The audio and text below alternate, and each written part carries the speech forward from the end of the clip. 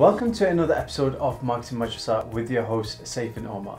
Today we're going to be discussing how can your brand utilize Muslim influencers to build out their campaigns. So how can this be done, Omar? So I think there's a few important things to take into consideration about influencer marketing. The first one is that influencer marketing is basically trust-based marketing, meaning that influencers have big followings, and a lot of these followings that they have are very loyal. So they trust them and they depend on them for recommendations, for suggestions, what they should buy and what they shouldn't buy. So what is an influencer, sorry? So an influencer is can generally be defined as somebody who has a large online following. They can be split into two, micro-influencers and macro-influencers. A micro is between 20,000 to 100,000. Generally, definitions can vary, and a macro is generally 100,000 to 1 million. And the second thing to take into consideration is that what you really want to do as a brand when working with influencers is to produce authentic native content. What does that mean? Authentic content basically means that content which is natural, which is very usable, content which sits right on the influencer's pages. The last thing you want is something to be very salesy, almost like a very direct sell or like an ad. People know straight away that this is this is a sales pitch basically, and they're not going to trust it. They're going to just scroll past it. You know, native content meaning that it should fit very naturally in the influencer's page. It shouldn't stand out. It should fit amongst everything else. So there are 5 things that I would recommend to brands when devising a campaign. The first thing is you need to define what your KPIs are. What is your objective of your campaign? What are you trying to achieve? Are you trying to achieve reach, or are you trying to achieve a positive ROI? Or are you trying to achieve brand positioning? It depends what you're trying to do. Once you know that, you'll be in a good position for the second thing, which is deciding which influencers you want to use. So do you want to use influencers in your particular industry only? For example, if you're a clothing line, are you going to work with just fashion influencers?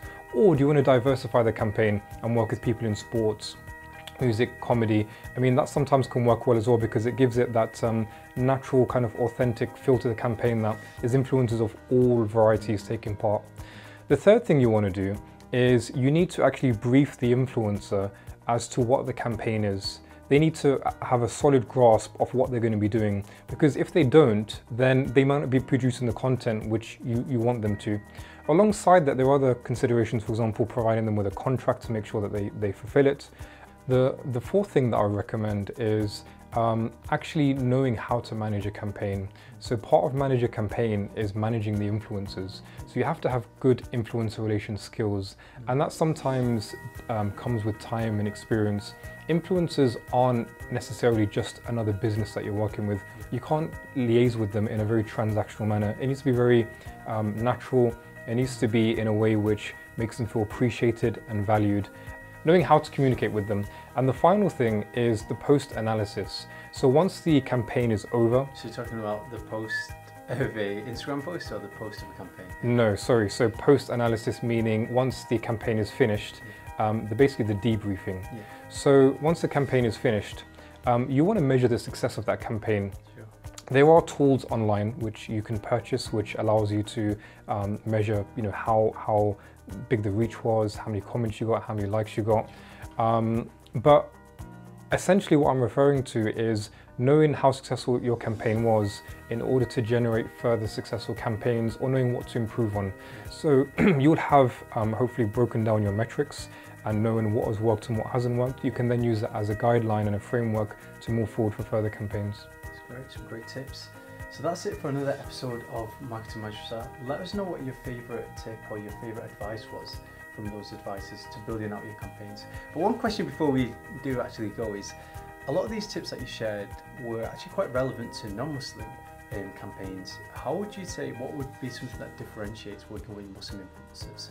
Sure, I think there are some differences. They're quite subtle, but it comes down to understanding the influencers and understanding the audience. So with the influencers, if you're a clothing brand, for example, you would know if they wear the hijab, that you wouldn't send them clothing which is quite revealing, particularly tight, and also clothing which is sensitive to their faith. And this is why modest fashion is so big right now. It's a huge multi-million-pound industry right across the world. So knowing what Muslims can do and can't do as part of their faith, and knowing that Muslims are not a homogeneous monolith. There's a whole variety of Muslims. You know, some who are more practicing than others, some who wear the hijab, some who don't wear the hijab, some that wear some type of clothing, some that don't wear other type of clothing. So I think it's important not to label all Muslims into the same box, and recognizing that fundamentally there are certain things that will bring them together, but at the same time there are differences. Great.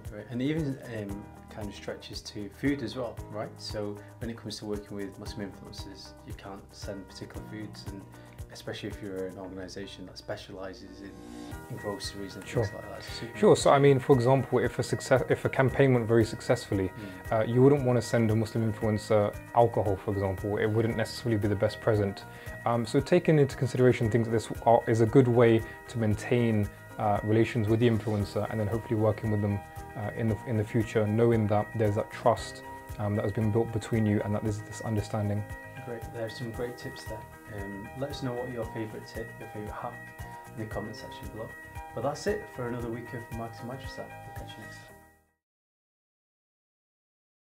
time. Today we're going to be discussing how can your brand utilise Muslim influencers to grow their campaigns. That's not right. So how can this be done, Omar? I couldn't look at your face. I looked down. And the second thing, what's important to take into consideration. Yeah.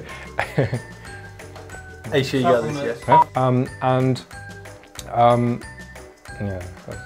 And also providing the fourth thing that I would recommend is, what is it?